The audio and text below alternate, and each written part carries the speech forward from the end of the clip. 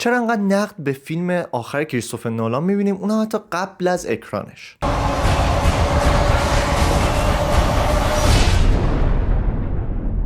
کریستوفر نولان قراره یکی از مهمترین و قدیمی‌ترین داستان‌های جهان غرب رو تو سینما اکران کنه، یعنی اودیسه، داستانی که درباره اسطوره‌ها، تاریخ و فرهنگ یونان باستانه. اما فقط با انتشار چند تا تریلر و یه سری اطلاعات راجع به خود فیلم موجی از نقد و هیت به سراغش اومده.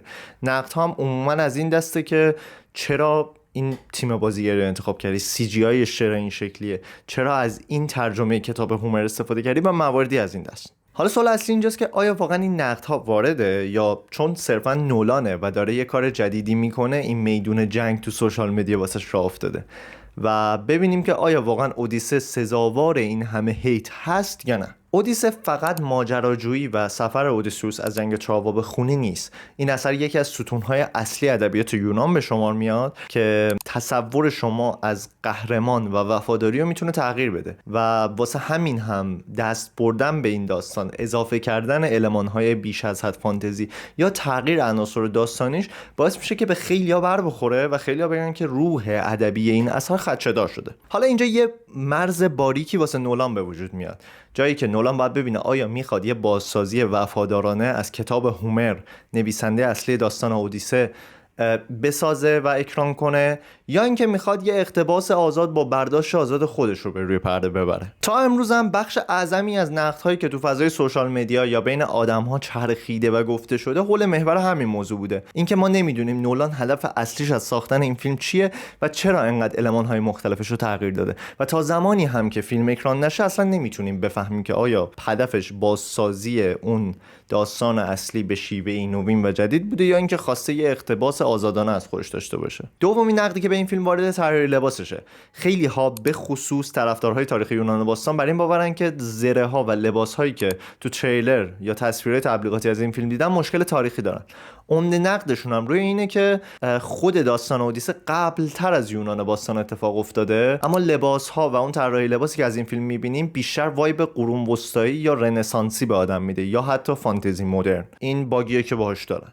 مثلا کاراکتر آگاممنون رو اگر نگاه کنی خیلی‌ها باور دارن که این زره‌ای که پوشیده بیشتر شبیه زره پلاستیکی بتمنه تا یه زره با شکوه جنگی باستانی یونانی. حالا بتمن هم نه، ولی خب بیرا هم نمیگن. دومین مورد و بحث برانگیزترین مورد تیم بازیگریه. خیلی ها اصلا نقد اصلی که به این فیلم داشتن این بود که آقا تو که داری فیلم راجع به یونان باستان میسازی، اصلا اقتباس خودت هم هست، چرا از بازیگرهای یونانی یا مدیترانه‌ای توی این فیلم استفاده نکردی؟ مثلا یکی از انتقادایی که به فیلم وارده اینه که آقا هلن اصلا هیچ کدوم از ویژگی‌های ظاهری که تو فیلم هست رو نداره، اما شما اومدی لوپیتا نیونگو رو گذاشتی نقش هلن رو بازی کنه و میان دو تا فیلم اقتباسی از داستان اودیسه رو کنار هم میذارن با فاصله 20 سال ساخته شده و میگن ببین هلنی که اونجا بود چقدر تاریخی تره، چقدر واقعی تره و هلنی که تو گذاشتی چقدر سیاه تره.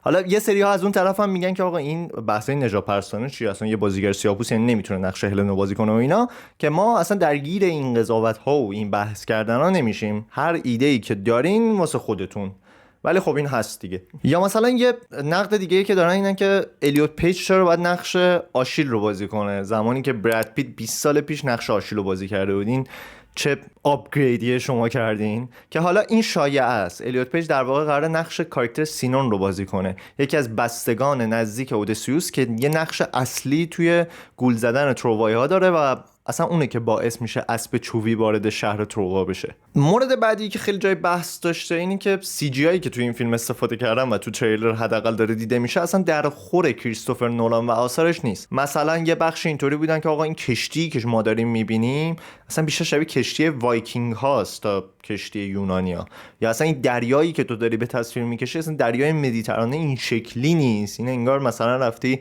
بغل فنلاند و نروژ تو اون موج‌ها داری دریا نوردی میکنی. یا مثلا یه جای دیگه یه سری غول رو میبینیم که دارن با اودیسوس و یارهاش میجنگن تو تریلر، که خیلی‌ها بر این باورن که این غول‌ها همون لستریگونی ها هستن، غول‌های آدمخواری که تو کتاب هومر هم بهشون اشاره شده. اما غوله تو فیلم اودیسه زره رنسانسی پوشیده و خیلی‌ها میگن که اصلا تو کتاب هومر به این ویژگی‌های ظاهری اشاره نشده، اصلا این غولا اصلا شکل و شمایل عجیب غریب خودشونو دارن. تو سوشال مدیا یه نقد دیگه هم به این فیلم وارد شد که خیلی عجیب غریب بود. من بعد از سرچ کردن اصلا متوجه شدم. اونم این بود که نولان واسه فیلم اودیسه از ترجمه امیلی ویلسون واسه داستان استفاده کرده. یعنی امیلی ویلسون کتاب هومر رو به انگلیسی ترجمه کرده و نولان از اون کتاب اقتباس کرده. حالا امیلی ویلسون کیه؟ اولین زنی که کتاب اودیسه رو به انگلیسی ترجمه کرده. خیلی ها هم این ترجمه و این نگارشش از داستان اودیسه رو دوست دارن. خود خانم امیلی ویلسون هم یه فمینیست کاملا دو آتیش است. حالا خیلی ها بر این باورن که این ترجمه اصلا ترجمه دقیقی نیست و خانم ویلسون خیلی چپگرایانه ترجمه کرده. مثلا یک جا یک کلمه یونانی که مترجم‌های قبلی فاحشه یا اسلات ترجمه کرده بودن و خانم ویلسون گفته داگ فیس. اونم به خاطر اینکه مخاطب اون کلمه در کتاب و در داستان یک زن بوده و نمیخواسته به زن واژه اسلات یا فاحشه لقب بخوره. البته این که دیگه خیلی گیر الکیه و خیلی از متخصصین ادبیات کلاسیک یونانی هم ترجمه ویلسون رو قبول داشتن، ولی خب چون تو اینترنت خیلی زیاد دیدم و تو سرچ ها دیدم گفتم که ذکر کنم تو این ویدیو هم. خود نولان هم توی مصاحبه‌ای که به تازگی انجام داده گفته که من و تیمم یه ریسک بزرگی تو کریرمون داشتیم با برداشتن این فیلم و برداشتن این داستان و با دانش قبلی که از پروژه قبلی داشتم به سراغش رفتم و تلاش کردیم با تیمم مشکلات مختلفی که تو این پروژه بود رو بتونیم حل کنیم. حالا این که این پروژه بزرگترین پروژه نولان از لحاظ بودجه هم هست بی تاثیر نیست که اینقدر فضای رسانه‌ای رو حول محور خودش داره میچرخونه. یعنی 250 میلیون دلار خرج ساخت این فیلم شده که خیلی عجیب و غریبه. اصلا یه سری جاها رفتن توی یه سری غار طبیعی و کل اون غاره رو نشستن عوض کردن، تجهیزات داخلش گذاشتن که به عنوان استودیوی صدا برداری در طول تصویربرداری ازش استفاده کنن. واقعا خیلی جالبه. خلاصه که در کل به نظرم این هایپ رسانه‌ای که راجع به فیلم‌های نولان راه افتاده یه چند سالیه هست و اصلا تاثیر خوبی نداره. یعنی باعث میشه حتی اگر فیلم اودیسه فیلم خوبی باشه با وجود همه این تغییراتی که ذکر کردیم، اما یه بایاس ذهنی تو مخاطب ایجاد بکنه که در نهایت بعد از دیدن این فیلم هم اینطوری باشه که فیلم جالبی نیست. حالا خود من اعتقاد اصلیم بر اینه که کریر نولان از ممنتو تا اینترستلار بود و بعد از اون تنها فیلم خوبی که تونسته به روی پرده ببره اوپنهایمر بود که تونست منو حداقل به وجد بیاره. اگر شما هم نظری راجع به این فیلم، تریلرش یا اطلاعاتی که به دست میارین دارین، خوشحال میشم که تو کامنت بنویسین. دوست دارم نظر شما رو هم بدونم. من مانیم و تو کانال یوتیوب هم درباره سینما، سریال، انیمه، کمیک و هر چیزی که مرتبط با دنیای سرگرمی باشه صحبت میکنم.